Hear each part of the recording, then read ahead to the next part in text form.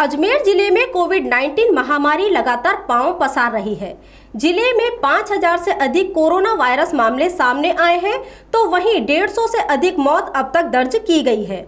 ऐसे में लगातार बढ़ते मामलों को लेकर आज जिला कलेक्टर ने कोविड-19 की बिगड़ी व्यवस्थाओं का जायजा लिया और अलग अलग स्थानों पर मरीजों को रखने के बजाय एक ही स्थान पर रखने के निर्देश दिए गए हैं। वहीं वार्ड में सीसीटीवी कैमरे लगाने और मरीजों के लिए बैल की व्यवस्था करने के निर्देश भी दिए गए हैं। अजमेर जिले में लगातार बढ़ रहे कोविड मामलों को लेकर आज जिला कलेक्टर प्रकाश राज पुरोहित ने संभाग के सबसे बड़े जेएलएन अस्पताल के साथ ही कोविड अस्पतालों का भी जायजा लिया और अधिकारियों को व्यवस्थाओं को सुधारने के निर्देश देते हुए फटकार भी लगाई। कलेक्टर ने बताया कि जिले में लगातार कोविड मामले बढ़ रहे हैं और अस्पताल में अलग अलग स्थानों से कोविड मरीज शिफ्ट किए जा रहे हैं।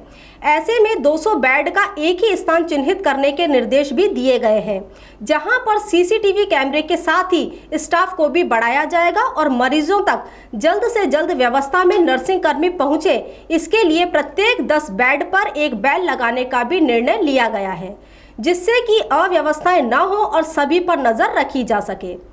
कलेक्टर प्रकाश राज पुरोहित ने मीडिया से बातचीत में कहा कि जिले में मौसम परिवर्तन के साथ ही लगातार कोविड मामले बढ़ रहे हैं, जिन्हें ऑक्सीजन की आवश्यकता पड़ रही है। अजमेर में प्लाज्मा थेरेपी सेंटर भी बनाया गया है, जिससे गंभीर मरीजों को थेरेपी के माध्यम से बचाने का प्रयास किया जा रहा है। उन्होंने जनता से अपील की है कि वह कोविड-19 बीमारी को गंभीरता से ले और इसकी जानकारी तुरंत अस्पताल में दी जाए, जिससे कि इस महामारी को बढ़ने से रोका जा सके। अजमेर में भर्ती कोविड-19 महामारी को लेकर अब जिला कलेक्टर द्वारा अधिकारियों व जेएलएन स्टाफ को सतर्क रहने के निर्देश दिए गए हैं।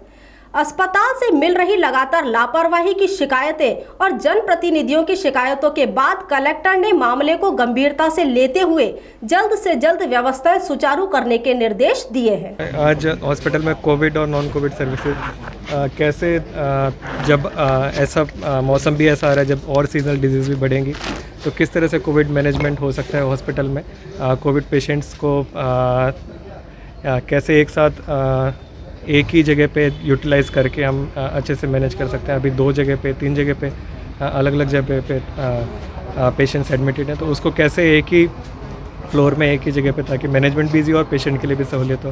प्लस पेशेंट से भी कोविड वार्ड्स में और उनके परिजनों से भी जाके मुलाकात की गई कि क्या फैसिलिटीज़ हैं, कैसी सुविधाएं हैं, जो भी कमियां हैं। खासकर अब जहाँ पे कोविड वार्ड है वहाँ पे सीसीटीवी कैमरा लगवाएंगे, जहाँ पे सारा स्टाफ को, डॉक्टर्स को, हम लोगों को भी दिख सके अंदर कैसा चल रहा है। प्लस पेशेंट्स के लिए बेल की भी वहाँ सुविधा दी जाएगी कि अटेंडेंट को या फिर स्टाफ को, डॉक्टर्स को वो बुला सकें। और साथ ही जो भी फैसिलिटीज़ पेशेंट्स को और देनी है, एक फ्लोर पे ही कैसे दी जाए। मोर देन 200 बेड एक फ्लोर पे देने की आज चर्चा की गई हॉस्पिटल। है सर, लगातार यहाँ पर कोविड के मामले बढ़ रहे हैं और साथ में मृत्यु दर के आंकड़े उनकी रोकथाम के लिए बिल्कुल कोविड में जैसे जैसे एक तो बारिश का भी सीज़न आ रहा है, तो इस टाइम सीजनल डिजीज़ भी हो रही हैं और कोविड में काफ़ी हद तक लोगों को जो क्रिटिकल पेशेंट है उनको ऑक्सीजन सप्लाई भी चाहिए होती है। तो अभी इंश्योर किया जाए जो क्रिटिकल पेशेंट है उनमें ऑक्सीजन सप्लाई प्रॉपर मिलती रहे। और हॉस्पिटल ने प्लाज्मा थेरेपी का भी लाइसेंस मिला है, तो प्लाज्मा थेरेपी भी जो क्रिटिकल पेशेंट है जिनको ज़रूरत है उसको भी हॉस्पिटल देगा, ताकि प्लाज्मा थेरेपी से भी लोगों की जानें बच सकें। और ऑक्सीजन प्रॉपरली जिन पेशेंट को नीड है वो मिलती रहे। और पेशेंट से भी सबसे यही रिक्वेस्ट है कि टाइमली हॉस्पिटल में रिपोर्ट करें, वेट ना करें, क्योंकि लास्ट स्टेज पे जब कोई आता है तो फिर हॉस्पिटल को भी दिक्कत होती है। टाइमली हॉस्पिटल में रिपोर्ट। तो जिला स्तर पर आंकड़े क्यों छुपाए जा रहे हैं? कौन से आंकड़े? कोरोना के आंकड़े जो पहले दिए जाते थे अब बंद हो गए।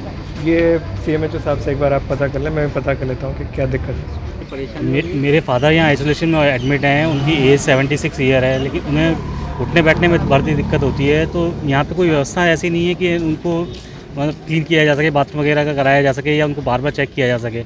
और यहाँ अंदर रुकने नहीं देते हैं किसी को भी। तो अभी हमने यही कहा था कलेक्टर साहब से कि या तो उनके लिए कोई व्यवस्था हो या फिर हमें रुकने दिया जाए। बारिश आती है तो यहाँ पे बारिश के अंदर कोई बैठने की या रुकने के लिए कोई व्यवस्था नहीं है। अंदर नहीं जाना, अंदर बस आप एक बार जाके चेक करके आ जाओ। बाकी अगर वो गीले हो गए तो उनको पता ही नहीं चलता। कलेक्टर साहब ने अंदर देख के सब इंस्पेक्शन के बाद जब बाहर आए थे तब मैंने उनसे 1 मिनट रुकने का निवेदन किया, वो तुरंत रुक गए और उन्होंने मेरी बात सुनी। मैंने बाहर रहने वाले यात्रियों के लिए जो अंदर आइसोलेशन वार्ड में भर्ती है, उनके परिजन जो बाहर रहते हैं, उनके लिए बाहर शेड की व्यवस्था करने के लिए निवेदन किया। उन्होंने उसे सुना आराम से और एक महिलाओं के लिए शौचालय का नहीं होने का शिकायत की, तो उन्होंने कहा इसका इलाज करेंगे, हम जो भी होगा कर सकेंगे ज़रूर करेंगे।